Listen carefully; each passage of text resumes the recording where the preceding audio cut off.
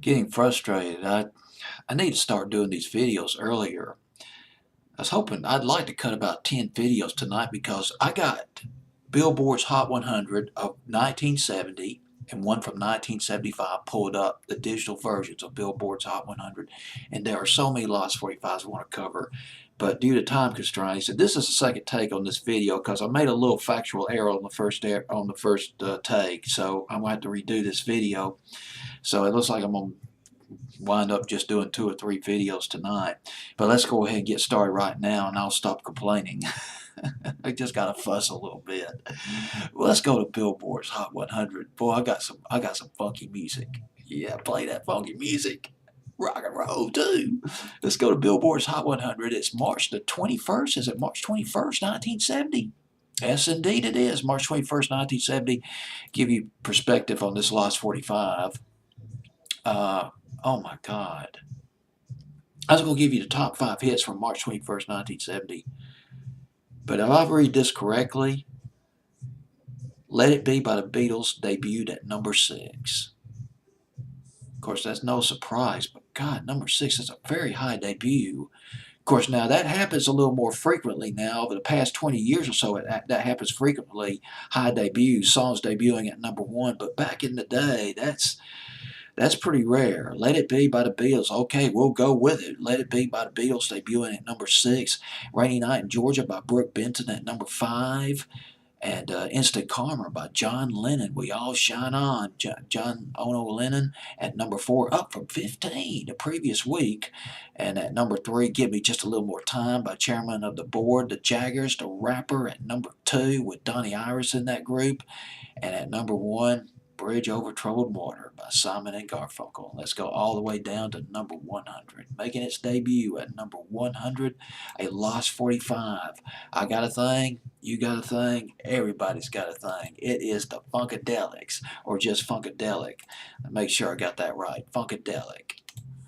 1970 from their debut album. Funkadelic, this is kind of complex, and I'm going to try to break this down as just basically the nuts and bolts. I researched this just a little bit because this is kind of confusing. But here's how Funkadelic got started. They were initially an unnamed band of musicians that backed Parliaments. George Clinton hired them to back a doo-wop singing group called Parliaments, 1964. Parliaments evolved from a doo-wop soul group into soul, basically a soul funk group.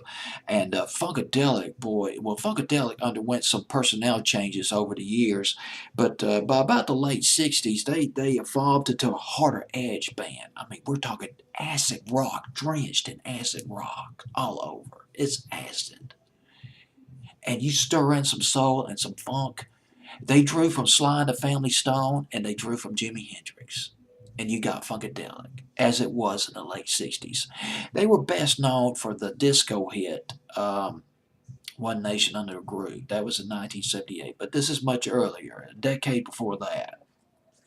Now, by 1970, Funkadelic, and they changed their name. They became Funkadelic in the mid 60s. But by 1970, 5 guys, 5 musicians of Funkadelic were backing 5 singers of Parliaments, or just Parliament. Parliament had that hit, I Just Want to Testify. That was in 1967. George Clinton arranged for Funkadelic to be signed with the Westwood Record Company. That was in 1968. George Clinton arranged for Parliament to be signed with the Invictus record label, which was founded by Motown's songwriting production whizzes of Holland Dozier Holland. Lamont Dozier, Brian and Eddie Holland. Freda Payne, chairman of the board, they were on that label, the Invictus label, or the Hot Wax label. Funkadelic, they released their debut album in 1970. It was self-titled. And the song, I Got a Thing, You Got a Thing, Everybody's Got a Thing. I guess it was the hit off the album, but not a very big hit. George Clinton was credited on this album for playing on this album. Some session musicians from Motown supposedly played on this album. And guess what I found out? Now, this is the best part. Ray Monette of Rare Earth, he played a guitar solo on this record. And you got to remember, this fits right in because 1970 was a huge year for Rare Earth. I Know I'm Losing You, Get Ready, and there was another one. I can't think of it right now. I got the melody in my head. I mean, that melody's just blowing twitters all over the place in my head, but I can't come up with the name of it right now. But just, they had about 3 hits in 1970, maybe 4 in 1970. And they did that psychedelic soul. So Ray Monette would fit right in on this album, playing that guitar solo on this record. Ray Monette, A Rare Earth. That's great. And I believe I basically just covered the basics on this record. That's it. You can only do so much in about 2 or 3 minutes. Gosh dog, if I just talked about Parliament for 15 minutes, I'd probably bore a lot of people out there. But anyway, I Got a Thing, You Got a Thing, Everybody's Got a Thing debuted at number 100. Week of March 21st, 1970, it peaked at 80 on Billboard's Hot 100. On Billboard's Hot 100 for 6 weeks back in the spring of 1970.